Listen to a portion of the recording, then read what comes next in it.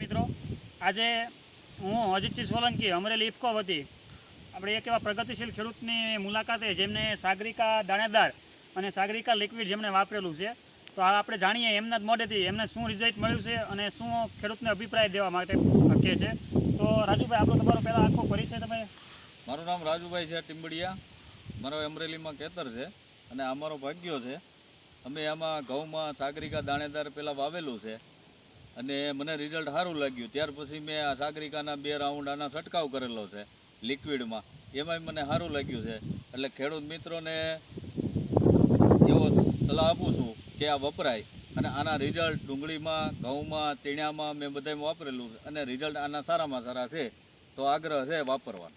પછી રાજુભાઈ, તમે જે સાગરિકા લિક્વિડ છે તમે દાણેદાર છે પાયામાં વાપર્યું હતું, તો પાયામાં તમે ડીએપી સાથે કેટલું રાખ્યું? ડીએપી નું પ્રમાણ કઈ ઘટાડ્યું હતું કે કઈ રીતે કર્યું હતું?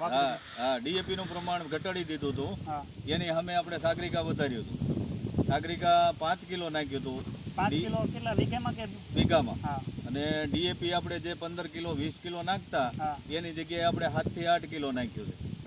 બરાબર. અને તમને આમ અત્યારે કેવું લાગે છે કે ઉત્પાદનમાં કઈ ફેરફાર થશે કે ના? તમે જે ડીએપી વાપરો છો અને એની જગ્યાએ તમે સાગરિકા વાપર્યો, તો તમને રિઝલ્ટમાં કેમ લાગે છે? કઈ ઉત્પાદનમાં કઈ ફેરફાર છે? હા, રિઝલ્ટમાં મને સારું લાગ્યું. ગઈ સાલ મારા જે ઘઉં હતા અને વણ જે ઘઉં છે એનામાં કમ્પેરમાં રિઝલ્ટ વણ સારામાં સારું છે અને ઘઉંની ડુંડી પણ એ સારામાં સારી છે. ઘઉંની હાઈટ પણ સારામાં સારી છે ને દાણો વ્યવસ્થિત છે, સારો છે કલરમાં.